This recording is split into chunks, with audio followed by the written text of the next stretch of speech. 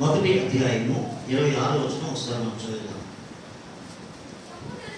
సహోదరులారా, మిమ్మును పిలిచిన పిలుపును చూడండి. మీలో లోకరీతిని జ్ఞానులైనను గనులైనను గొప్ప వంశం వారైనను అనేకులు పిలువబడలేదు. కానీ ఏ శరీరం దేవుని ఎదుట అతిశయించకుండా ఉంటున్నట్లు జ్ఞానులను సిగ్గుపరచడానికి లోకములో నుండి వెరివారిని దేవుడు ఏర్పరుచుకుని ఉన్నారు. బలవంతులైన వారిని సిగ్గుపరచడానికి లోకంలో బలహీనులైన వారిని దేవుడు ఏర్పరుచుకుని ఉన్నారు. ఎన్నికైన వారిని వ్యర్థము చేయటం, లోకంలో నీచులైన వారిని, ధృవీకరింపబడిన వారిని, ఎన్నిక లేని వారిని దేవుడు ఏర్పరుచుకుని ఉన్నాడు. అయితే చాలు, దేవుడికి స్తోత్రం. హల్లెలూయా. దేవుని ప్రేమ చాలా గొప్పది. ఆయన ప్రేమ కలిగి వాడు. ఆయన ఎవరిని విడిచిపెట్టేవాడు కాదు. ప్రతి వారు ఆయన కాదు. హల్లెలూయా. ఆయన అంటాడు కదా, దీనులను దరిద్రులను వారిని లేవనెత్తువాడును అన్నాడు. దేవుని స్తోత్రం. హల్లెలూయా. దీనులను దరిద్రులను వెంట్రుకల మీద ఉంటువారిని, వాళ్ళతో పని ఉన్నాయి, వాళ్ళు కూడా కావాలి. ఎందుకంటే భూమి మీద ఉన్న ప్రతి మనిషికి కూడా దేవుని స్వరూపి, దేవుని పోలిక. దేవుని పోలికలో ఉన్న ఏ మనుషులు నశించి నరకానికి వెళ్ళడం దేవునికి ఎంతమాత్రం కూడా ఇష్టం లేదు. కనుక దేవుడు పుట్టించిన ప్రతి మనిషి కూడా దేవునికి కావాలి.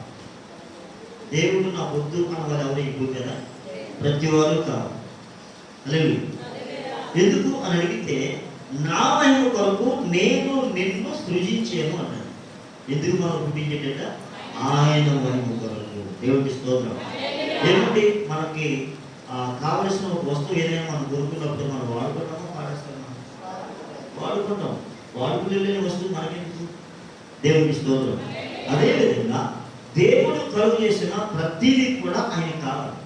ఈ సృష్టిలో ఉన్న ప్రతిదీ, ఆయన సృష్టించిన ప్రతిదీ కూడా ఉపయోగం లేదంటూ ఏది కూడా ఈ సృష్టిలో లేదు.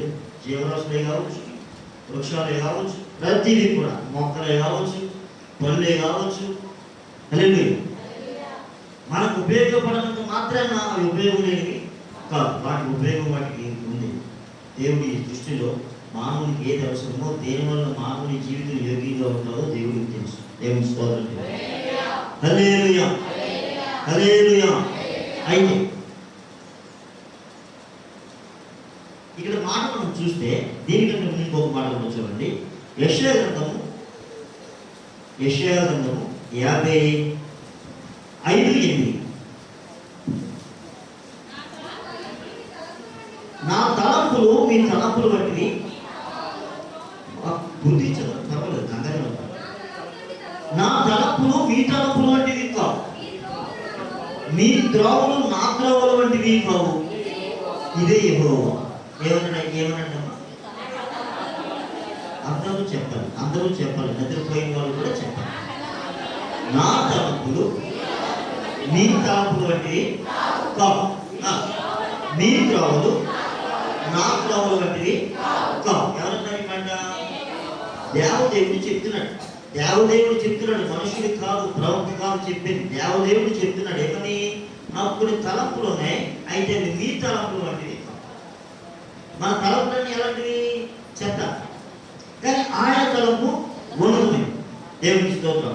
కొన్నిసార్లు మనకి కూడా చాలా గొప్ప తలంపులు రావచ్చు మన బిడ్డల విషయంలో, కానీ అది ఎక్కడో కాదు. ఎందుకంటే మనము అనుకున్న దానికంటే ఎక్కువగా మన దేవుడు మన గురించి అనుకుంటాం. అందుకని ఆయన ఏమంటున్నాడు? నా తలంపులు మీ తలంపులు వంటివి కావు.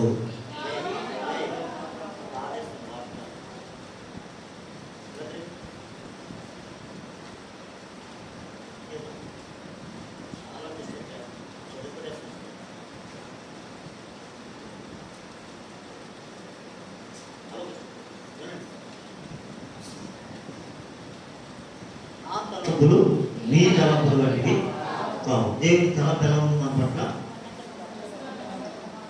ఇంకో మాట ఏంటమ్మా? కాదు కాదు, నా తలంపులు మీ తలంపులు వంటివి కావు, మీ త్రోవలు నా త్రోవలు వంటివి. మన త్రోవ ఎలాంటి త్రోవ కాదు? అది దేవుని మార్గంలో నడిచే త్రోవ కాదు. మనం దేవుని మార్గంలో నడిస్తే నేనే మార్గము అని చెప్పే పని ఉండేది కాదు. ఆయన నేనే మార్గం అన్నాడంటే ఎవరికి ఇష్టం వచ్చినట్టుగా నడుస్తూ ఉన్నాడు కనుక ఎవరైనా వాళ్ళు నడిస్తే పని జరగదు. నేనే మార్గాన్ని, నా మార్గంలో నడవండి అని చెప్పాడు ఆయన. దేవునికి స్తోత్రం. హల్లెలూయా. తర్వాత చదువుమా. ఆకాశములు భూమికి పైన ఎంత ఎత్తుగా ఉన్నాయో. ఒక్క నిమిషం. ఆకాశములు భూమికి పైన ఎంత ఎత్తుగా ఉన్నాయి. ఆకాశములు భూమికి పైన ఎంత ఎత్తుగా ఉన్నాయి మనం చెప్పలేదు. దేవునికి స్తోత్రం. మీ మార్గముల కంటే నా మార్గములు, మీ తలంపుల కంటే నా తలంపులు అంత ఎత్తుగా ఉన్నాయి. దేవునికి స్తోత్రం. మానవుని పట్ల దేవునికి ఉన్న ఆలోచన సామాన్యమైనది కాదు. అది చాలా చాలా చాలా ఉన్నతమైంది. హల్లెలూయా, హల్లెలూయా. అది ఎవరికి అర్థమవుతుందంటే ఎవరైతే ఆయన తట్టు తేరి చూసే అనుభవాన్ని కలిగి ఉంటారో వారికి మాత్రమే అర్థమవుతుంది తప్ప ఏదో మందిరానికి వచ్చి వెళ్ళిపోయే వారికి అర్థం కాదు. భక్తులుగా ఉన్న వారికి అర్థం కావు. శిష్యులుగా ఉన్న వారికి మాత్రమే అర్థమవుతుంది. ఎందుకంటే శిష్యుని తలంపులన్నీ కూడా గురువు గారు ఏం చేశారో అవి చెయ్యాలని, ఆ విద్య నేర్చుకోవాలని శిష్యుని తలంపు ఉంటుంది కనుక వారికి మాత్రమే అర్థమవుతుంది. దేవునికి స్తోత్రం. అది అర్థమైన వాడు ఏమంటాడు? నేను ఎక్కలేనంత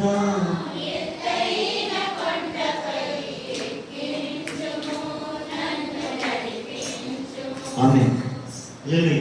అర్థమైన వాడు, దేవుని తలంపు అర్థమైన వాడు ఏమంటాడు? నాకు కూడా ఎక్కాలన్నది, నన్ను ఎక్కించండి ప్రభువా. దేవునికి స్తోత్రం.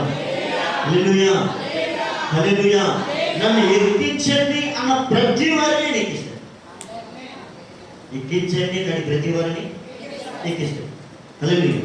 ఎందుకంటే ఆయన ఏం చెబుతాడో దాన్ని మనం వినాలి. ఆయన ఏం చెప్తాడో దాన్ని మనం వినాలి, దాని ప్రకారంగా చేయాలి. హల్లెలూయా. ఇప్పుడు ఆయన మనకి ఏం చెప్తాడో మనకి ఎట్లా తెలుస్తుంది? ఆయన మనకి ఏం చెప్తాడో మనకి ఎలా తెలుస్తుంది? చెప్పేది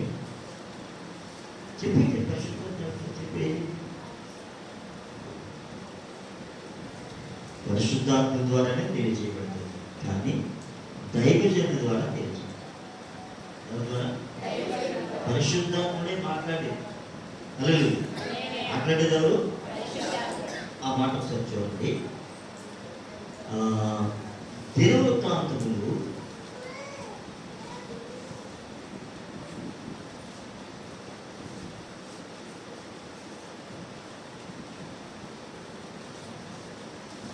20వ అధ్యాయము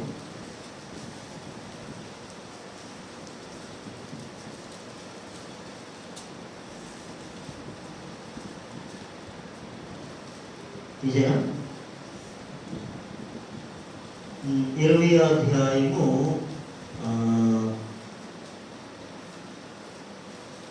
5వ వచనం ఒకసారి చూడండి. 4వ వచనం 4వ వచనమేనమ్మా. 4వ వచనం చదువుతున్నారు. 20వ అధ్యాయం 4వ వచనమేనా? చదవండి. రెండవ దినవృత్తాంతం. యోధావారు యెహోవాని సహాయమును వేడుకొనుటకై కూడుకొనిది. యెహోవాను విచారించుటకు యోధా పట్టణములన్నిటిలో నుండి జనులు జాగ్రత్తగా రాజ్యం మీదకి సమస్య వచ్చింది. రాజ్యం మీదకి శత్రువులు వచ్చారు. రాజ్యం మీదకి శత్రువులు వచ్చారు. ఎటుపోవాలో తెలియని పరిస్థితి, రాజుకి పారిపోయే పరిస్థితి ఏర్పడింది. కానీ పారిపోయే ఛాన్స్ లేదు. భయం చేశారు, కానీ మోకాలు చేశారు, ప్రార్థన చేశారు. ప్రార్థన చేస్తే ఆయనకు ఒక నడిపింపు వచ్చింది. ఇది మన వల్ల పనిచేయలేదు, దేవునికి ప్రార్థన చేయడం ద్వారా మాత్రమే పని జరుగుతుందని చెప్పి ఆయన ప్రార్థన చేయడానికి అందరికీ కోరిక. ఆయన చేసుకోవచ్చు కదమ్మా, ఇద్దరు పని తీసుకోవడం ఏమంటుంది కదా, ఆ ప్రార్థన ఆయన చేసుకోవచ్చు కదా, ఇతరులు పని తీసుకోవడం చేయాలి. పర్వతం అంతే కదా, రాజుగా ఇది ఆడచ్చు కదా, ఇతరుల కోసం ఆయన అదన పిల్లలు లేదు లేదు ఎవడొకనట్టు చేసుకోడు. రాజు ఏమనైతే ప్రజలు నాశనం అయిపోతుంది, సొంతలు ముఖముగా పిలిచేది లేదు. అందరూ బాగుండాలంటే అందరి పక్షంగా రాజు నిలబడాలి, రాజు పక్షంగా ప్రజలు నిలబడాలి. రాజు ప్రజలు కలిసి ఉంటేనే, ప్రజలు రాజు కలిసి ఉంటేనే దేశం క్షేమంగా ఉంటుంది. మీ దారి వేరు నా దారి వేరు ఉంటే దారి కూడా అలాగే చేస్తారు. ఎదిగిస్తారు. మహారాజుకి అర్థమైంది దేవుడు లేకపోతే మనం ఏం చేయలేమని. యోధా పట్టణములు అన్నిటికీ గౌరవ పెట్టాడు. ఇప్పుడు పట్టణస్తులు అందరూ వెళ్ళి ఎక్కడికి వచ్చారు? ప్రార్థన చేసే ఒక స్థలానికి వచ్చారు. కొత్త సభ అర్జునుడు టెంట్ వేసారు అనమాట, పాటలు పందిరి వేసారు. స్తోత్రం. ఏం వేశారు? ప్రార్థన పెట్టడానికి ఒక టెంట్లు పాటలు వేసారు, పందిరి వేసారు. ప్రజలందరూ వస్తారని. దేవునికి స్తోత్రం. ఇప్పుడు వీళ్ళందరూ వచ్చిన తర్వాత ప్రార్థన మొదలు పెట్టాడు. ఏమని మొదలు పెట్టాడు? మా పితృ దేవా యెహోవా, నీవు ఆకాశముందు దేవుడు ఉన్నావు, అన్ని జనుల రాజ్యంలో ఏలువాడవు. అంటే మమ్మల్ని మాత్రమే కాదు, అన్ని జనుల రాజ్యాలు ఏలేవాడివి కూడా నువ్వే. నీవు బాహుబలము గలవాడవు, పరాక్రమము గలవాడవు, నిన్ను ఎదిరించుటకు ఎవరికి నీ బలము చాలదు. నీ జనులైన ఇశ్రాయేలు ఎదుటి నుంచి ఈ దేశపు కాపురస్తులను తోలివేసి నీ స్నేహితుడైన అబ్రహాము యొక్క సంతతికి దీనిని శాశ్వతముగా ఇచ్చిన మా దేవుడు నీవే. దేవుని స్తోత్రం. ఈయన జరిగిన విషయాన్ని చెప్తా ఉన్నాడు. ఈ ప్రపంచాన్ని పరిపాలన చేసేవాడు నువ్వేనయ్యా, నీవు లేకపోతే ఏమీ లేదు అని పితరులకి అబ్రహాంకి దేవుడు ఏమైనా వాగ్దానం చేశాడో అవన్నీ కూడా జ్ఞాపకం చేసుకుంటూ ఈ విషయాలన్నీ కూడా దేవుడికి స్తుతులు చెల్లిస్తూ వీళ్ళు ప్రార్థన చేస్తూ ఉన్నారు. స్తుతులు చెల్లిస్తూ ప్రార్థన చేస్తూ ఉన్నారు. ప్రార్థన చేస్తే ఇప్పుడు సమాధానం ఇప్పుడు పొందాలి, అప్పుడు పొందాలి, తర్వాత ఎప్పుడైనా పొందాలి, అప్పుడే పొందాలి. మళ్ళీ ఎందుకంటే బయట శత్రువు బయట. అలాగే మన జీవితంలో కూడా ఎన్నో సమస్యలు బయట ఉన్నాయి, మనం ఇంట్లో ఉన్నాం కానీ మనకు నెమ్మది నిద్రలేదు. ఎందుకని? సమస్య ఎక్కడ లేదు, లోపలేదు. లేదు, ఏసీ వేసుకున్నా నిద్ర. ఎందుకని? ఎక్కడ ప్రశాంతత లేదు, లోపల ప్రశాంతత. ఇప్పుడు లోపల ప్రశాంతంగా ఉండాలి అంటే, లోపల ప్రశాంతత ఎప్పుడైతే వచ్చిందో బయట పరిస్థితులన్నీ సరిపడుతుంది. లోపల ప్రశాంతత రావాలంటే దీనికి దేన ఇచ్చేవాడు కావాలి, నేనున్నాననేవాడు కావాలి. లేదు, నేనున్నాననేవాడు ఉన్నాడు, దేవుడు ఉన్నాడు. అయితే మనకి ఎలా తెలుసు? స్తోత్రం.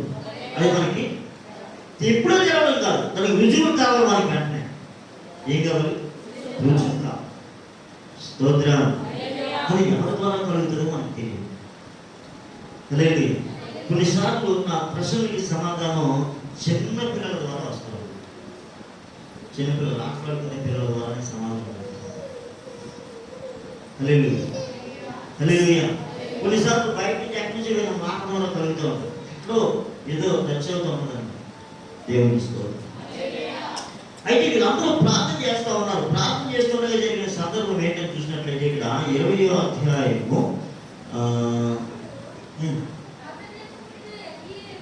14 వరకు చదువుతాం. 13 నుంచి. యోధా వారందరూ తమ శిశువులతోనూ భార్యలతోనూ పిల్లలతోనూ ఎవరెవరు పాల్గొన్నారు చెప్పు. టక్కగా ఏం విన్నావో, ఏం చదివేవో అని వెంటనే చెప్పు. దాన్ని తడుపుకుంటే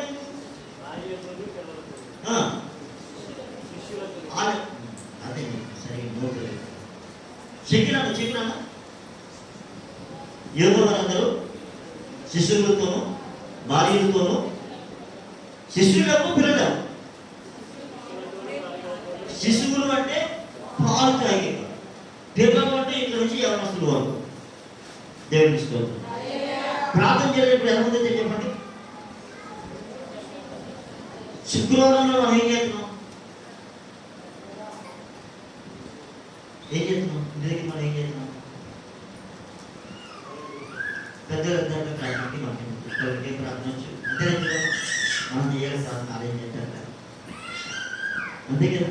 మా అమ్మ వెళ్తారు ఈ శనిపిల్లలు కదా అంతేనా. కానీ ప్రార్థనకు వచ్చే పరిస్థితి ఎవరైనా వచ్చారు? భార్యలు, భర్తలు, పిల్లలు, పాలు తాగే పిల్లలు కూడా దేవుడి సన్నిధిలో ఉన్నారు. ఇది వెరీ వెరీ ఇంపార్టెంట్. లేదు ఒక జాతికి వచ్చాను బాబు, ఒక జాతికి వచ్చాను.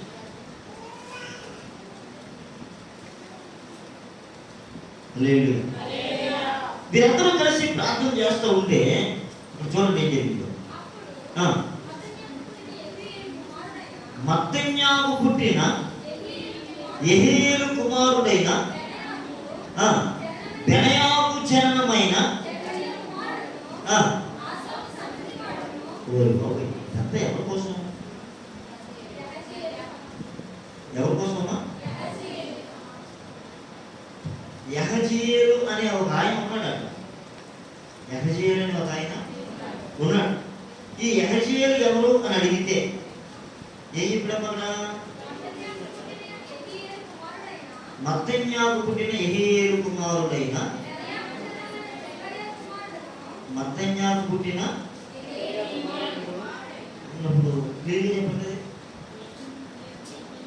మత్తన్య ఎవరు? యెహీయేలుకి తండ్రి. యెహీయేలు కుమారుడు ఎవరు? బెనయ. బెనయ ఎవరు? జకర్యా కుమారుడు. జకర్యా ఎవరు? ఆసాపు సంతతి వాడు. లేవీయుడు. అంటే యెహజీయేలు కోసం చెప్పాలంటే ఎక్కడి నుంచి ఎక్కడో చెప్పాడు? తాత ముత్తాతల దగ్గర చెప్తున్నాడు. అంటే దేవుడు ఒక వ్యక్తి కోసం మాట్లాడాలంటే వాడు తరాలు మాట్లాడుతున్నాడు. ఏం మాట్లాడుతున్నాడు? తరాలు. 3-4 తరాలు. ఎన్ని తరాలు ఉన్నాయి? 4 తరాలు. వాళ్ళ పుట్టినోడంటే అతను ఎవరు? ఏం లేవీయుడు. ఏమిస్తోంది అలా మాట్లాడుకుంటూ వచ్చి అతను అక్కడ ఉన్నాడట. ఆయన ప్రత్యేకత చూడండి. యెహజీయేలు అనేవాడు అక్కడ ఉన్నాడంటే జరిపోతుంది కదా. అలా చెప్పలేదు. వాడు ముత్తాత దగ్గర చెప్పుకొని వచ్చి యెహోవా ఆత్మ అతని మీదకి రాగా. దేవుని స్తోత్రం. అంటే ఎవరు వచ్చారు ఆయన మీదకి? పరిశుద్ధాత్ముడు ఆయన మీదకి వచ్చారు. ఆ దినాల్లో కంప్లీట్ గా ఎవరు భూమి మీద లేరు? పరిశుద్ధాత్ముడు భూమి మీదకి దిగి ఉండలేదు. యేసు ప్రభువు పరలోకానికి వెళ్ళిపోయిన 10 రోజుల వరకు పరిశుద్ధాత్ముడు భూమి మీదకి రాలేదు. యేసు ప్రభువు వెళ్ళిపోయిన 10 రోజుల తర్వాత పరిశుద్ధాత్ముడు వాగ్దానం చేసినట్టుగా వచ్చాడు. దేవునికి స్తోత్రం. ఇప్పటికీ ఎంత తేడా అంటే ఇంచుమించు 100 సంవత్సరాలు తేడా. ఆ దినాల్లో పరిశుద్ధాత్ముడు భూమి మీద లేదు. కానీ ఆత్మ లేకుండా, ఎవరు లేకుండా? ఆత్మ లేకుండా ఎవరు ఏ పని చేయడానికి వీలు లేదు. అంటే ఎవరు ఏం చేయాలన్నా దేవుని ఆత్మ చేత నడిపించబడిన వారు మాత్రమే చేయగలరు తప్ప ఎవరు పడితే వారు చేయడానికి వీలు లేదు. మొదటి నుంచి కూడా దేవునికి స్తోత్రం కలుగుతుంది. ఆత్మ అతని మీదకి రాగా అతడు ఎలాగూ ప్రకటించాడు. యూదావారులారా, యెరూషలేము కాపురస్తులారా, యెహోషాపాతు రాజా, మీరందరూ ఆలకించండి. దేవుని స్తోత్రం. చాలు అని అట్లనే దేవుడు ప్రార్థనకు సమాధానం. వారు ప్రార్థన చేస్తూ ఉండగా సమాజం అంతా ప్రార్థన ఎక్కడ కూడుకున్నదేం కాదు. ఎక్కడ వచ్చేది? అన్ని పట్టణాల నుంచి కాదు. కౌలు పెట్టాడు. వీళ్ళందరూ రావడానికి టైం పట్టింది. దేవుని స్తోత్రం. ఎప్పుడు ఏం లేవు, సైకిళ్ళు, మోటార్ సైకిళ్ళు, కార్లు లేవు కదా, నడిచి కావాలి మన ప్రాంతాలు. కానీ వీళ్ళందరూ వచ్చిన తర్వాత సమాజముగా కలిసి ప్రార్థన చేస్తున్నప్పుడు దేవదేవుడు ఒక మనిషితో మాట్లాడుతున్నాడు. దేవుని స్తోత్రం కలుగును కాక. హల్లెలూయా. ఆసాపు సంతతి వాడైన లేవీయుడైన వాడితో వారి మీదకి దేవుని ఆత్మ వచ్చి మాట్లాడుతూ ఉంది. ఆ ఆత్మ ఏమని చెప్తూ ఉంది? ఓ యోధారాజా, యెహోషాపాతు రాజా, ఏకవచనంతో మాట్లాడుతున్నాడు. ప్రజలారా, మీరందరూ కూడా భయపడే పని. దేవుని స్తోత్రం. ఎందుకు ఈ మాట నేను చెప్పాను? మనం ఎక్కడికి వచ్చేసాము? ఈ మాట చెప్పడానికి కారణం ఏంటి? దైవజనుల ద్వారా దేవుని మాట సమాజానికి ప్రత్యక్షము అవుతుంది. దేవుని స్తోత్రం. హల్లెలూయా, హల్లెలూయా. అందుకే సమయంలో మాట చెప్పాడు. సమయంలో మాట చెప్పాడు. ఏంటిది చెప్పండి ఎవరైనా పాస్టర్ రిఫరెన్స్ చెప్పమ్మా. సమూయేలు గ్రంథము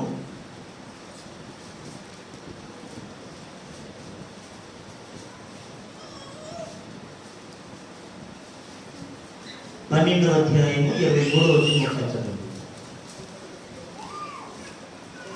సమూయేలు గ్రంథము సమూయేలు మొదటి గ్రంథము 12వ అధ్యాయము. నా మట్టుకు నేను మీ నిమిత్తము ప్రార్థన చేయుట మాను వలన యెహోవాకు విరోధముగా పాపము చేసిన వాడను అగుదును, అది నాకు దూరమగును గాక. కానీ శ్రేష్టమైన చక్కని మార్గమును మీకు బోధించును. ఆయన మీ కొరకు ఎన్ని గొప్ప కార్యములు చేసినో అది మీరు తలంచుకొని మీరు యెహోవా యందు భయభక్తులు కలిగి నిష్కపటులై పూర్ణ హృదయముతో ఆయనను సేవించుట అవశ్యకం. మీరు కీడు చేయవారైతే తప్పకుండా మీరును మీ రాజును నాశనమగుదురు. ఎవరెవరు నాశనం అవుతారంట? దేశాన్ని పరిపాలన చేసిన రాజు, ప్రజలు. ఎప్పుడు నాశనం అవుతారు? క్లియర్గా చెప్పింది.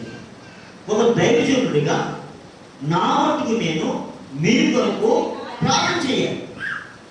అలా నేను ప్రార్థన చేయకపోతే నేను యెహోవా విరోధంగా పాపం చేసిన వాడిని అవును. అలాగే జాగ్రత్తగా అర్థం చేసుకోండి. మీరు ఎవరి పట్ల అయినా నేను పక్షపాతం చూపిస్తే, వీళ్ళు పెట్టో వీళ్ళు కాదు నేను పక్షపాతం చూపిస్తే అలాగే నేను ఎవరికి విరోధం అవుతాను? దేవుడికి విరోధం. ఎందుకని పక్షపాతం చూపిస్తే నీకు నాకు సంబంధం ఏంటి? అసలు ఏం పక్షపాతం ఇది చూపించాలా? నేను మెచ్చుకుంటే నాకేం కట్టెత్తావా? మెచ్చుకోతే మానేస్తావా? మెచ్చుకున్నాకే మెచ్చుకోవాలి. స్తోత్రం. మీ కట్టడంలో నేను బతికే ఛాన్స్ కూడా లేదు. జాగ్రత్తగా అర్థం చేసుకోండి. దేవుడు మిమ్మల్ని నమ్మి మీకు పరిశుద్ధాత్మనిచ్చి పూటకొలవానిగా నాకు అప్పగించాడు. నేను ఎవరిని? పూటకొలవాడిని. పూటకొలవాడు అంటే ఎవరు? తెలిస్తే చెప్పండి, తెలియదు తెలియదు చెప్పండి. ఏమో తెలీదా?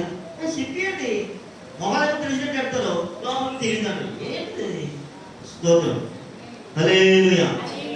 పూటకొలవాడు అంటే ఏ పూట కాకుండా భోజనం పెట్టేవాడు.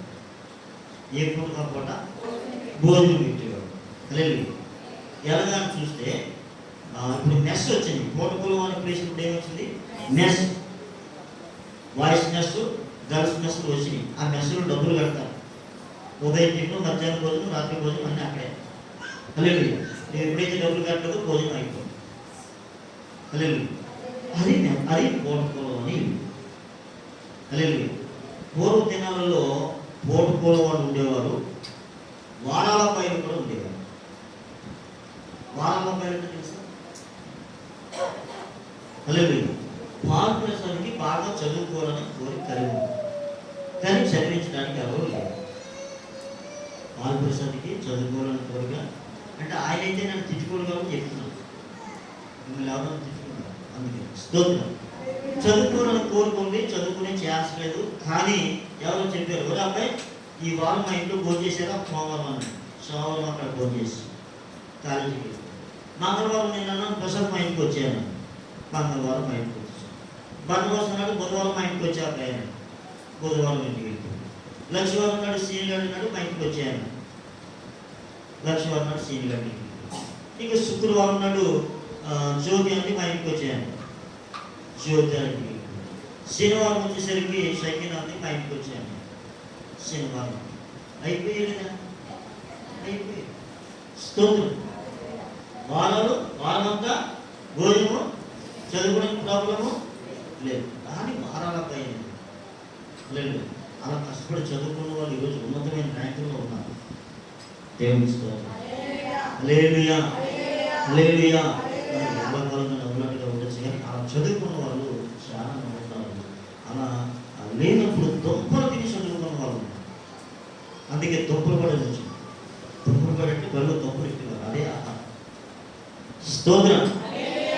హల్లెలూయా. అదేవిధంగా పోటుకోలు అంటే ఏ పోటు కాకుండా భోజనం పెట్టేవాడు మెస్ అన్నమాట. దేవునికి స్తోత్రం. చూడండి, మెస్ కోసం కూడా మీకు చెప్తాను. యెరూషలేము నుంచి ఒక ఎలుగు దిగిపోతూ ఉంటే దొంగల చేతిలో చిక్కుపడ్డాడు. సాగు కొట్టేశారు, బట్టలు కూడా దోచుకున్నారు. ఇంకేది కొరపురాంతో ఉన్నాడు. యాజకుడు ఆ మార్గంగా వచ్చాడు, అది చూశాడు, పక్క నుంచి పోయాడు. లేవీయుడు వచ్చాడు, వాడు చూశాడు, పక్క నుంచి పోయాడు. ఈలోపు ఒక మంచి సమరీయుడు అని వాడు వచ్చాడు. వచ్చి చూసి అయ్యేది అని చెప్పి గుర్రం దిగి వాడి దగ్గరికి వెళ్ళి వాడి గాయాలు కలిగి వాడికి ద్రాక్షరసం బట్టి వాడికి నూనె రాసి వాడి గుర్రం మీద ఎక్కించుకొని ఒక పోటుకోలు వాడి ఇంటికి తీసుకొని వెళ్ళి ఆ పోటుకోలు వాడికి 2 దీనారాలు ఇచ్చి, ఇదిగో నేను వచ్చే వరకు నేను మరల వస్తాను తీసుకొని వెళ్తాను, అంతవరకు నేను పరామర్శని చెప్పి 2 దీనారాలు ఆ పోటుకోలు వాడికి ఇచ్చి ఏమి తీసుకోవాలి. ఇప్పుడు ఈ పోటుకోలు వాడు ఎంతవరకు చూడాలి? ఆ డబ్బులు అయిపోయే వరకు చూస్తాడు. రెండవది, అప్పగించిన వాడు నమ్మకస్తుడైతే ఆయన వచ్చే వరకు చూస్తాడు. వచ్చిన తర్వాత ఈ వాడికి ఎంత వచ్చేది ఖర్చు తీసుకుంటాడు, జాగ్రత్తగా ఏమనిపిస్తుంది. అదేవిధంగా మనందరం ఎవరంటే పరప్రాణంతో గడవబడిన వారిని. మనందరం ఎవరిని? పరప్రాణంతో గడవబడిన వారిని. మనకు అమ్మా నాన్న, ఈ లోక సంబంధమైన అమ్మా నాన్న ఉండొచ్చు, కానీ ఆదరించే వాళ్ళు, బాగు చేసేవాళ్ళు, నేనున్నాము భయపడగలిగే చెప్పేవాళ్ళు ఎవరు మనకి లేదు. అలా లేదు కనుక ఈ లోకం ఈరోజు చాలా మంది ఆత్మహత్యలు చేసుకుంటూ ఉన్నారు. అటువంటి తరుణంలో ఆ కనికరి కలిగిన దేవుడు మనందరినీ ఏర్పాటు చేసుకొని తీసుకుని ఎవరికి అప్పగించాడు? నాకు అప్పగించాడు. నాకు అప్పగించి ఏం చెప్పాడు? ఏ పూటకు కావాల్సిన భోజనం వాళ్ళకి పెట్టు అని చెప్పాడు. దేవునికి స్తోత్రం. మధ్య మధ్యలో ఎప్పుడు హాస్పిటల్ ఒకటే భోజనం పెడతారా? ఏం మధ్యలో ఫలాలు ఉంటాయి కదా, జాయింట్ స్తోత్రం. అనగా నాకు అప్పగించాడు కదా, మధ్యలో నేను కూడా భోజనం మార్చాలి కదా. అందుకని ఆ ఏ సత్యం గారినో, మోజేష్ గారినో, ఇంకొకరిని పిలిచి ఈ భోజనాన్ని పెట్టించాడు. స్తోత్రం. ఎందుకంటే ఎవరు మిమ్మల్ని నాకు అప్పగించారంటే తండ్రి ఆకర్షించకుండా ఆయన దగ్గరికి ఎవరు రారు. కుమారుడు ఆకర్షించకపోతే మీ అందరికీ ఆయన పరిశుద్ధాత్మ ఇచ్చిండేవాడు కాదు. అంటే ఇప్పుడు మీరు ఎవరు సొత్తు? మీరు విలువెట్టి కొనబడిన వారు కనుక మీరు దేవుడు సొత్తు. మీరు మనుషులకి దాసులు కాదు. ఇప్పుడు ఆయన ఎవరికి అప్పగించాడు? మిమ్మల్ని పూర్వపూర్వానికి అప్పగించాడు. ఇప్పుడు నేను ఎవరిని? పూర్వం నెక్స్ట్ వాడని. స్తోత్రం. హల్లెలూయా. మీరు డబ్బులు కట్టినా కట్టకపోయినా డబ్బులు కట్టేవాడు ఉన్నాడు కాబట్టి, ఎప్పుడు కావాల్సినప్పుడు ఆయన ఇస్తాడు కాబట్టి ఆయన ప్రకారంగా నేను మీ అందరికీ ఏం చేయాలి? ఏ పూట కాబట్టి భోజనం పెట్టాలి. అదే ఈ భోజనం. స్తోత్రం. రోజు ఒకటే భోజనం అనకుండా అప్పుడప్పుడు పాస్తగడ్డలు కూడా తీసుకొచ్చి హల్లెలూయా స్పెషల్ భోజనం జరుగుతాం. జాగ్రత్తగా స్తోత్రం. హల్లెలూయా. ఇప్పుడు ఈ కొన్ని సజెషన్స్ ఇవ్వబడతా ఉన్నాయి, కొన్ని మాటలు చెప్పబడుతూ ఉన్నాయి. డైరెక్ట్ చెప్తున్నాడు, ఆయన మీ కొరకు ఎన్ని గొప్ప కార్యములు చేసెనో. మనం అడిగితే ఇప్పుడు మనం అందరం కూడా ఒక్కొక్క సాక్ష్యం చెప్తాం. మొదట మా సహోదరుడు పాలు ప్రసలు చేసి నేను పందిలాట ఉన్నాండి, కుక్కలాట ఉండండి, కాలపక్కన దొరికేవాడండి, ఈరోజు నన్ను దాచేయండి దేవుడు, నేను నల్లనైనా తెల్లవాడు నాకు ఇచ్చేయండి, బైబిల్ ఇచ్చేయండి, ఇది ప్రశాంతంగా ఉన్నానండి దేవుడు కృపండి. ఆయన కూడా చెప్తూనే చెప్తాను. అలా మనందరికీ కూడా ఏముంది? ఇప్పుడు సామిరిని అడిగాం అనుకుందాం. ఆడంటాడు బైబిల్లో అందరూ కూడా ఎక్కడెక్కడ ఉన్నారంటే మా అన్నయ్య ఎక్కడో దాయి దొరుకుతున్నాడండి, నేను దేవుడి కృపలో ఉన్నానండి, అందుకే ఇక్కడ ఉన్నానండి. ఆయన కూడా సాక్ష్యం. దేవుడి సన్నిధిలో ఉండడమే ఆయన సాక్ష్యం. దేవుడికి స్తోత్రం.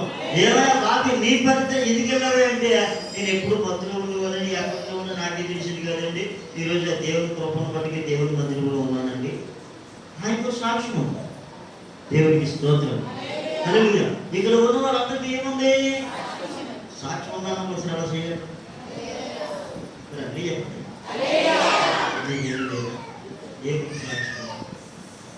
పాస్టర్ గారు నీ దగ్గర ఉన్నాను కాబట్టి ఇలాగా ఉన్నాను నేను, లేకపోతే గర్భముని తగలెట్టిందండి నేను. మీ దగ్గర సాక్షి ఉంది. స్తోత్రం. నువ్వు నా దగ్గర ఉండేది ఎంత భయంకరంగా ఎవరి మాట వినలేదంటే అసలు ఈ దేవుడే లేకపోతే పరిచయం. స్తోత్రం చెప్పు. హల్లెలూయా. చూడండి, మధ్యలో మానేపుడు అది ఏమి లేదు, దేవుని భయం లేదు. ఆ మధ్యలో పని అంటున్నాడు ఉత్తరేటి పాస్టర్ గారు గుగ్గులో నేను అప్పుడు అనుకున్నాను పాపం, కానీ ఆయన చూస్తాడు, ఆయన తోలు తీస్తాడు. ఇక్కడ వాక్యం చెప్పింది, నా మట్టుకు నేను మీ కొరకు ప్రార్థన చేయటం మానుట వలన యెహోవాకు విరోధముగా పాపము చేసిన వారిని అడుగును. స్తోత్రం. ఆయన మీ కొరకు ఎన్ని గొప్ప కార్యములు చేసేనో అది మీరు తలంచుకోండి. మనందరం కూడా ఏం తలంచుకోవాలి? నేను ఎక్కడో ఉండవలసిన వాడిని, ఎక్కడో ఉండవలసిన దాన్ని ఈరోజు నీ సన్నిధిలో ఉన్నాను ప్రభువా, నీకు స్తోత్రమయ్యా. నేనైనా నా కుటుంబమైనా మా బ్రతుకు కాలం అంతా మీ సన్నిధిలో ఉండినట్లుగా సహాయం చేయండి ప్రభువా అని ఆయన కృప కోసం ప్రాకులాడేవారుగా. స్తోత్రం. హల్లెలూయా. హల్లెలూయా. మరి మనం ఎలా ఉన్నామో అది మీకు తెలియదు. స్తోత్రం. ఆదివారం యొక్క ప్రాముఖ్యత తెలిసినప్పటికీ మానేసిన వాళ్ళు, ఒక పూట కూటి కొరకు తన జ్యేష్ఠత్వాన్ని అన్వేషించుకున్న యాసావు అండి, అది ప్రశ్న అయిపోయినట, వ్యభిచారం అయిపోయినట. ఒక పూట కోసం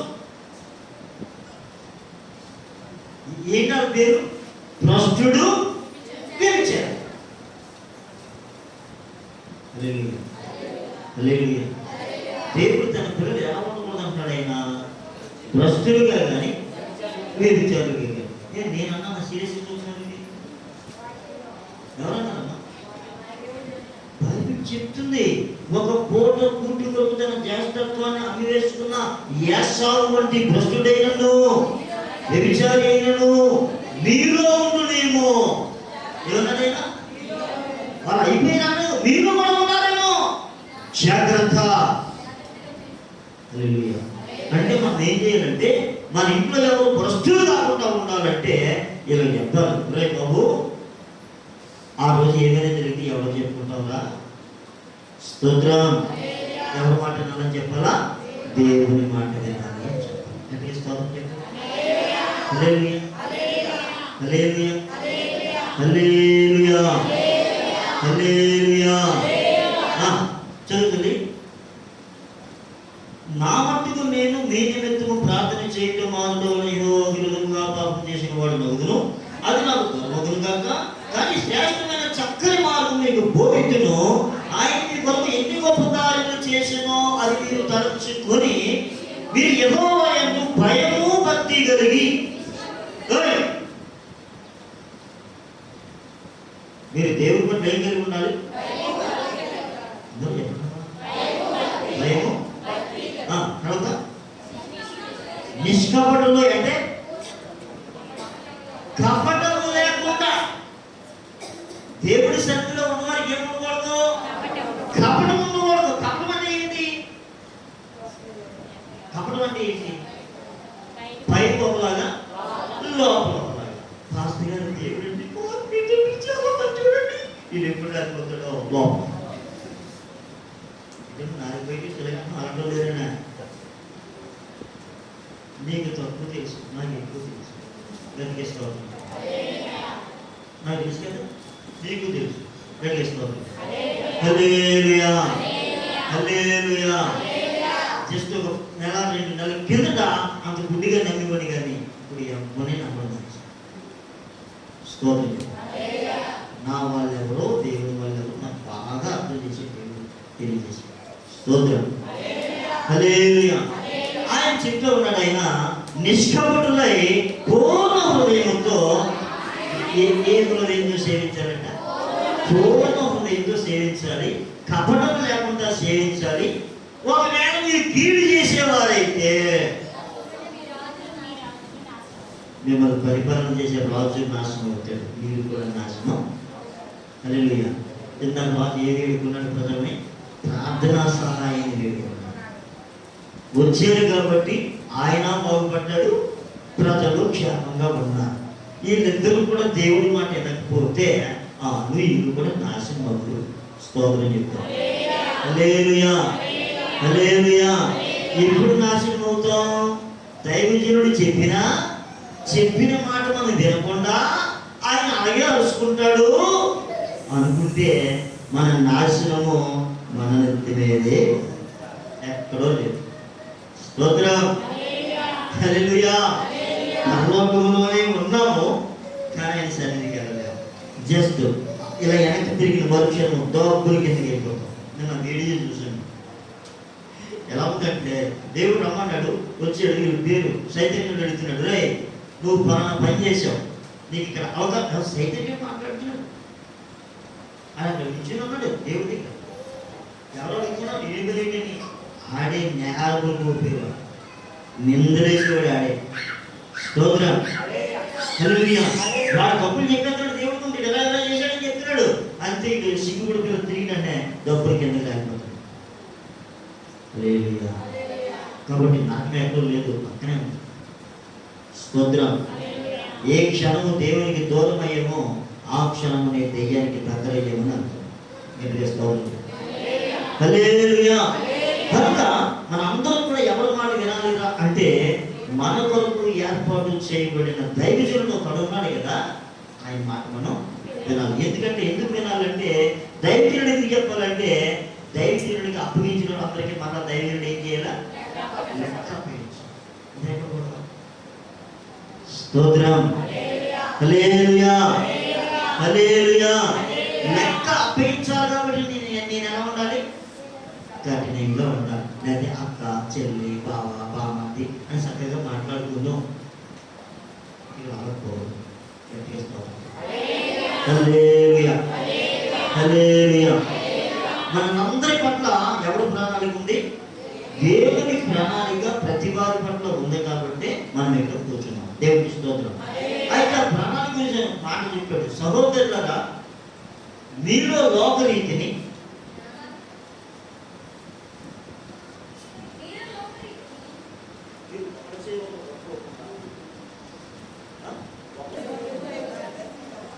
నీకు సహంగా ఉండదు. ఇప్పుడు మీరు ఎక్కువ, నేను ఎక్కువ, నేను ఎక్కువతాను, నేను ఎక్కువతాను, ఎలా ఎక్కువతాను? చూడండి, దేవుడు లోకమును ఎంతో ప్రేమించి తన కుమారుడైన అద్వితీయ కుమారుడైన యేసుక్రీస్తుని మన కొరకు బలిగా ఇచ్చాడు. ఇప్పుడు ఎవరు ఎక్కువ? ప్రజలు ఎక్కువ, కుమారుడు ఎక్కువ? ప్రజలు ఎక్కువ. స్తోత్రం. ఇప్పుడు మీరు ఎక్కువ, నేను ఎక్కువ? మీరు ఎక్కువ. స్తోత్రం. మీరవుతాయి కాపులోని నా డ్యూటీ నువ్వు ఏం చేయాలా? చెయ్యాలా? లేకపోతే అడుగుతాడు కమిషన్ ఏమో తీసుకున్నావు, ఎందుకు అలా ఏమంటలేదండి. ఏమంటాడు? నువ్వు అంత తెట్లేదంటే నీకు నువ్వు రొసుకేయడం ఏమన్నా అడుగుతాడే. హల్లెలూయా. దేవుడు రొసుకున్నా లేదు, నాకు క్వాలిటీ నా జన్మించి కూడా అయినాయి కదా, నేనేది బాధపడాలా? స్తోత్రం, హల్లెలూయా. కాబట్టి నేను ఎప్పుడు ఏం చేయాలి? జాగ్రత్తగా మీరు కంప్లైంట్ ఇవ్వకూడదు. మళ్ళీ నిధి కూడా ఇందుకోసం లెక్క అప్పగించాలి. కంప్లైంట్ మాత్రం నేను కంప్లైంట్ ఇచ్చేవాడు పోతున్నాడు. ఆయనడు నేను బాడీ చేసిన సెకండ్. హల్లెలూయా, హల్లెలూయా. ప్రభు వాచ్మెన్ పెట్టావు కానీ ఆయన ఆ వాచ్మెన్ ఎన్ని బాధలు పెట్టున్నాడు చెప్తే నేనేం చెప్పి ఆడు చెప్తే. స్తోత్రం. నేను మాత్రం ఎవరిగా ఉండాలి? వాచ్మెన్ గానే ఉండాలి. ఎక్స్ట్రా వేయడానికి అవకాశం ఏమి, కాల్ రాయడానికి అవకాశం ఏమి. గట్టిగా స్తోత్రం. హల్లెలూయా, హల్లెలూయా. ఇప్పుడు ఆయన మన కొరకు ఎన్ని గొప్ప కార్యాలు చేసాడో తలుచుకొని ఆయన చెప్పినట్టు వినకపోతే నాశనం అయ్యేదెవరు? చెప్పనమ్మా, నేనా? నా జీతంలో పడ్డా. స్తోత్రం, హల్లెలూయా. అంటే ఇప్పుడు తప్పనిసరిగా మనం ఎవరి మాట వినాలి? దేవుని మాట విన్నవారి పట్ల దేవునికి ఏముంది? ప్రణాళిక ఉంది. ఎలాంటి ప్రణాళిక ఉంది? ఈ భూమికి ఆకాశం ఎంత ఎత్తుగా ఉందో అంత ఎత్తైన ప్రణాళిక మీ పట్ల దేవునికి ఉంది. ఇప్పుడు స్తోత్రం చెప్పండి. హల్లెలూయా. అంటే ఇప్పుడు మీరందరూ కూడా దేవునికి ఏమయ్యేవారు? ప్రియమైన వారు. హల్లెలూయా. ఇప్పుడు దేవుడు మిమ్మల్ని ఎంత ఎత్తుకు ఎదిగించాలి అనేది అది మీ చేతుల్లోనే ఉంది. మీరు ఏం కావాలంటే పిల్లలు అడిగి అనుకున్నాం, పిల్లలు ఏం చదువుతారంటే నేను పోలీస్ కావాలండి, ఇంకొకటి నేను ఎస్ఐ కావాలండి. ఎవడు ఏది కోరుకుంటే దాని ప్రకారంగా వాడు వెళ్తారు, అది అవుతారు. అప్పుడు సరే దేవుడికి స్తోత్రం. అదేవిధంగా అమ్మ నీకు ఏం చదువుతావురా, నేను డాక్టర్ చదువుతానండి. ఆమె నువ్వు అలాగే అవుతుందాక స్తోత్రం. మరి నువ్వే అవుతావు, నేను ఆయా ఉంటాను. స్తోత్రం. ఎవరు ఏది కోరుకుంటే అదే. ఆ నిర్ణయం 10th క్లాస్ లోపే తీసుకోవాలి. 10th అయిపోతే స్తోత్రం, కానీ స్తోత్రం చెప్పి అప్పుడు 10th క్లాస్ మార్కులు బాగా వస్తాయి. స్తోత్రం. అంటే మనం ఏం వేయాలి, బేసం వేయాలి. బేసము ఇలా చదవాలి, నీకేం పర్లేదు, నేను ఉన్నాను. తల్లిదండ్రులు పిల్లలకి ఏమి ఇవ్వాలి, దేని ఇవ్వాలి. స్తోత్రం చెప్పి హల్లెలూయా. అవసరమైంది ఎవడి లేదంటే మాత్రం సార్ మనకి వెళ్ళేది కాబట్టి ఎవడ వెళ్ళేది నీళ్ళు అంటే అంత దేవ ఇవ్వాలి. స్తోత్రం. హల్లెలూయా, హల్లెలూయా.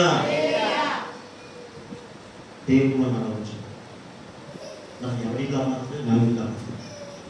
మనలో తలంపు కొట్టుకునిపై ఎరిగిన దేవుడు కనుక నా ప్రభువా నాకు సహాయం చేయకంటే నేను తల వచ్చాను.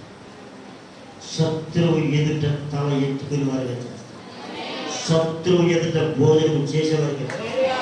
ఎవరు మనల్ని చులకనగా చూడాలనుకుంటారో వారు మన ముందు చులకనవుతారు, కానీ మనం చులకనవుతాం. ఎందుకంటే దేవుడు చెప్తున్నాడు, మీలో లోకరీతిని, లోకంలో డబ్బు అని పిలుచుకుంటాడు, కానీ నేను అలా పిలవట్లేదు. నేను ఎలా పిలుస్తున్నానని చెప్పాడన్నా 26వ వచనంలో, సహోదరులారా మిమ్మల్ని పిలిచిన పిలుపుని చూడండి, మీరు లోకరీతిని, జ్ఞానులైనా, గనులైనా, గొప్ప మోసం వారైనా అనేకులు పిలువబడతారు. కానీ ఏ శరీరం నేను గొప్ప అని అనుకోకుండా ఉండడానికి, జ్ఞానులను సిగ్గుపరచడానికి లోకముల నుండి వెర్రి వారిని. దేవుడికి స్తోత్రం. అంటే ఇప్పుడు దేవుడి దగ్గర మనం ఎలా ఉండాలి, వెర్రులాగే ఉండాలి. లోకం దృష్టిలో కూడా మనం వెర్రులుగానే ఉండాలి. మనకి ఏదో ఉన్న చేపట్టడానికి నీ చిత్తమే నా జీవితంలో జరుగుతుందాక. దేవుడికి స్తోత్రం. లోకం మనం వెర్రులనే అనుకుంటుంది కూడా. ఆయన అంటాడు, లోకంలో ఉన్న వెర్రి వారిని జ్ఞానవంతులు సిగ్గుపరచడానికి వాడుకున్నానని చెప్తున్నాడు. దేవునికి స్తోత్రం. హల్లెలూయా.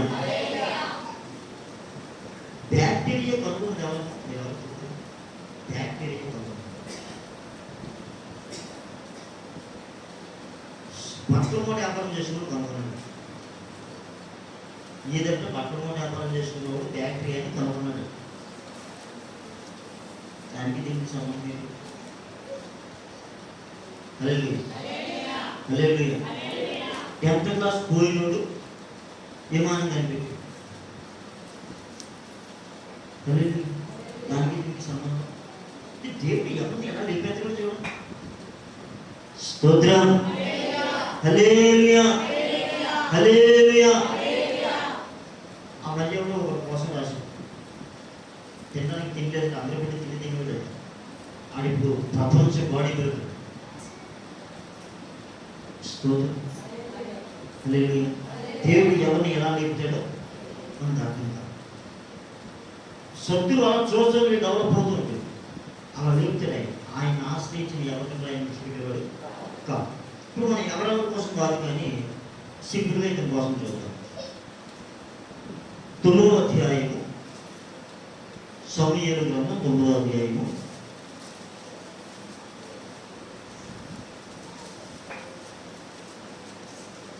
1వ వచనం ఒకసారి చూడండి.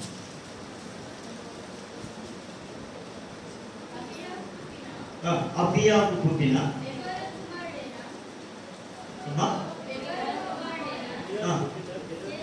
నోట్లో చాక్లెట్ ఏమన్నా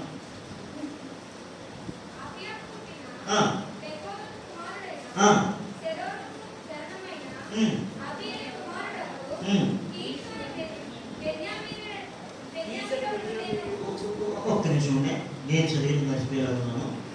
అబియాకు పుట్టిన బెకోరతు కుమారుడైన సెరూరుకు జననమైన అబియేలు కుమారుడు కీషుని బెన్యామీనుడు ఉండెను. అమ్మా అర్థమైందమ్మా?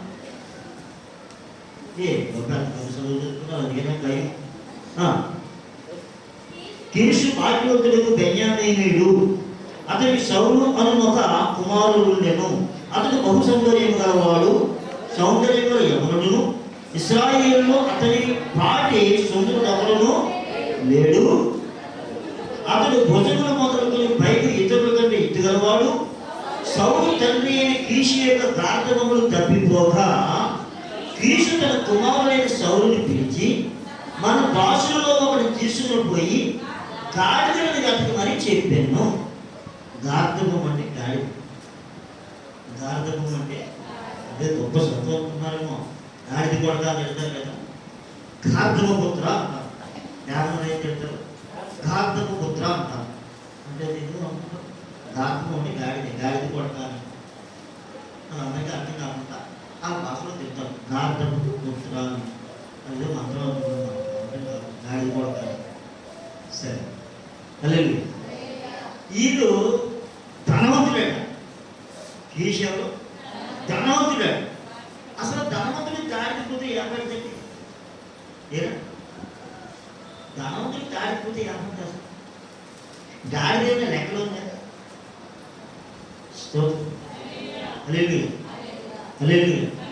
ధనవంతుడికి గాడిపోతే లెక్కలోనే. మరి లెక్కలేని ఎవరికంటే మనకే బతుకు పడైపోయారు. అలాగే నిజంగా ధనవంతులు మొదటి నుంచి లాయల్ మెయింటైన్ చేసుకుని ఎలా ఉంటారు? వాళ్ళు తగ్గించుకునే ఉంటారు. దేవునికి స్తోత్రం. గాడిదలు పోయాయని పరివారిని పిలిచి, కొడుకుని పిలిచి, ఎవరైనా నాన్న గాడిదలు పోయాయా, వెళ్ళి గాడిదలు ఎత్తుకొని రాదా కొడుకుని పంపించడం. ఎవరు? ధనవంతుడు వాడు.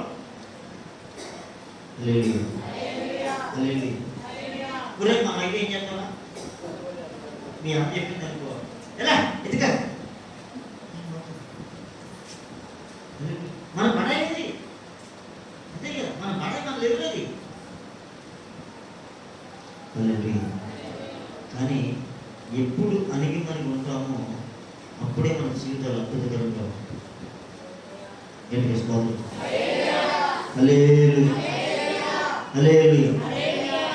ఈ గాడిదని వెతుక్కోవడానికి వచ్చాడండి. గాడిదని వెతుక్కోవడానికి ఎంత ఉన్నాను, జాగ్రత్తగా చేసుకోవాలి. ఇతరుల గురించి, ఈ గాడిని వెతుక్కోవడానికి వెళ్ళేవాడి గురించి ఏం జరిగిందో ఒక మాట చూద్దాం. 22వ వచనం.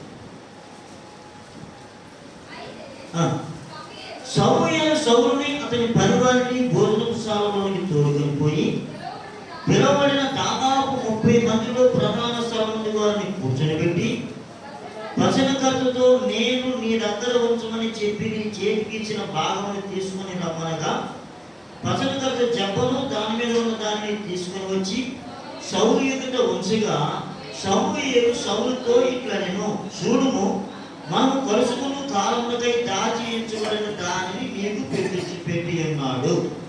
జనులను పిలిచితేనని నేను వచనకర్తతో చెప్పినప్పుడు ఇది నీ కొరకు ఉంచవలసినదని చెప్పి తిని, ఆ దినమున సౌలు సమూయేలుతో కూడా భోజనము చేసెను.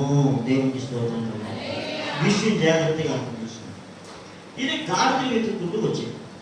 ఏ వెతుక్కుంటూ వచ్చేది? గాడిదలు వెతుక్కుంటూ వచ్చేది. లేదు, గాడిదలు వెతుక్కుంటూ వస్తే జరిగిన విషయం ఏంటని చూస్తే, ఇద్దరు గాడిదలు వెతుక్కుంటూ ఎక్కడికి వస్తాడట? పాస్టర్ గారి దగ్గరికి వస్తాడు. లేదు, ఎవరు వచ్చాడు పనుడు, అయ్యా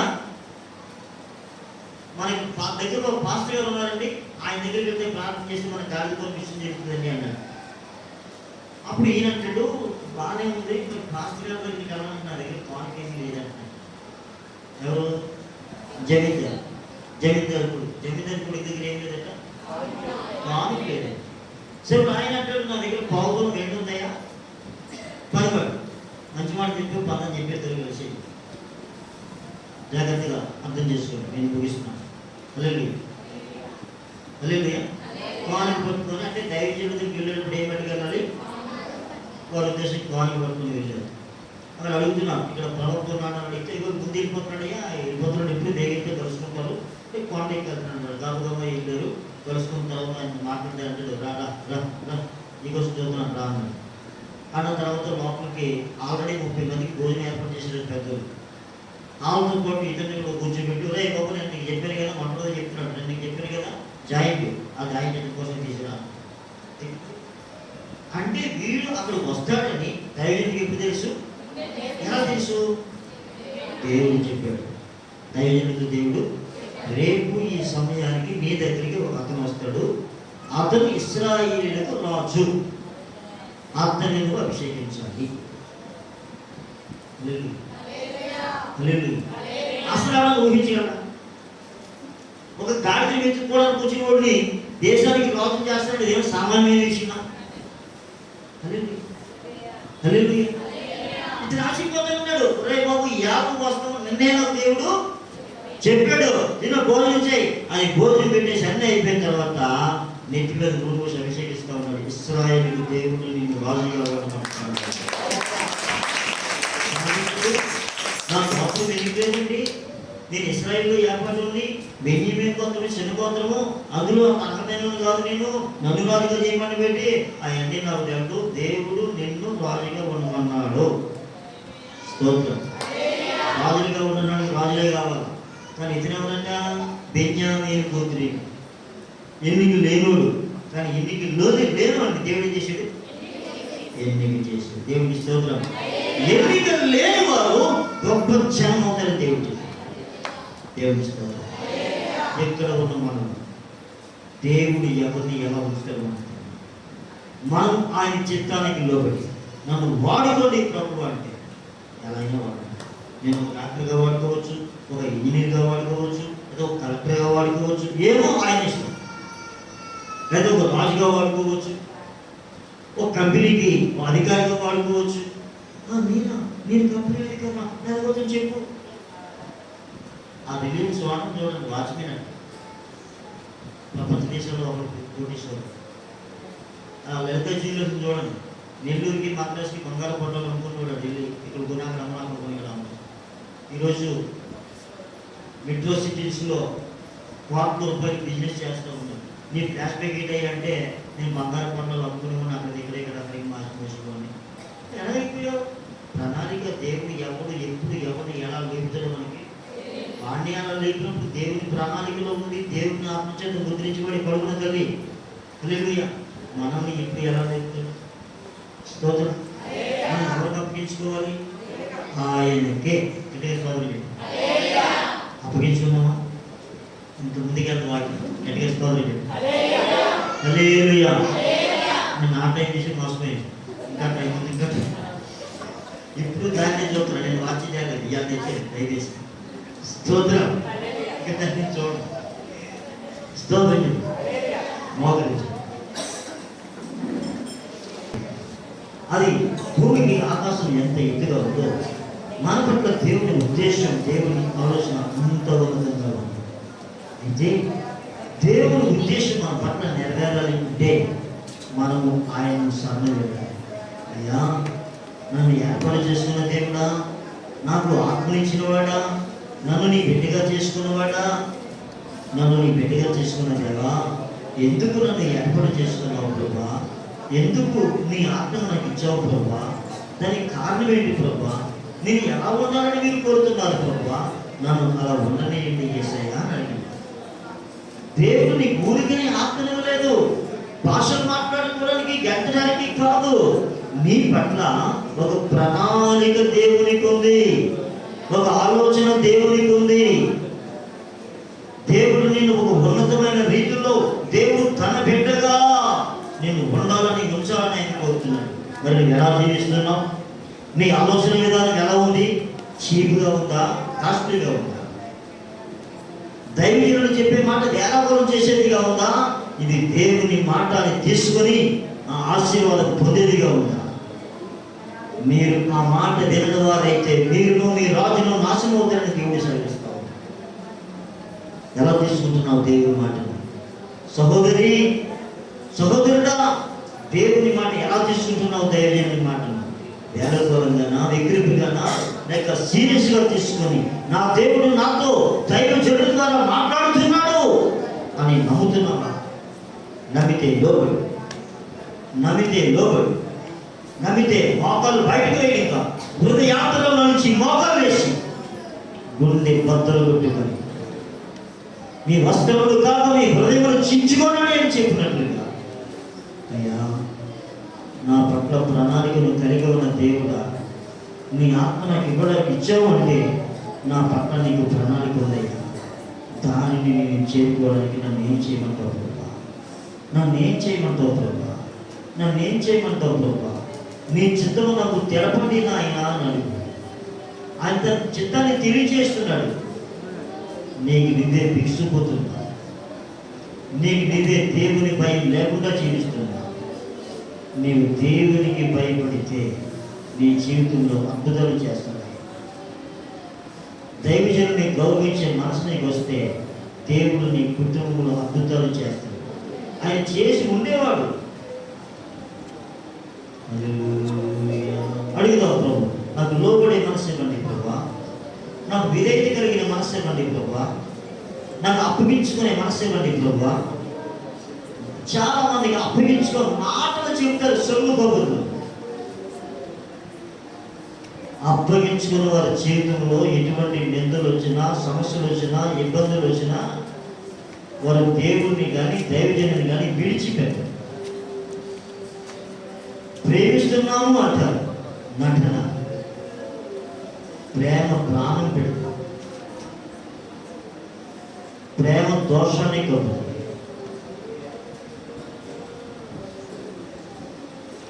థ్యాంక్ యూ.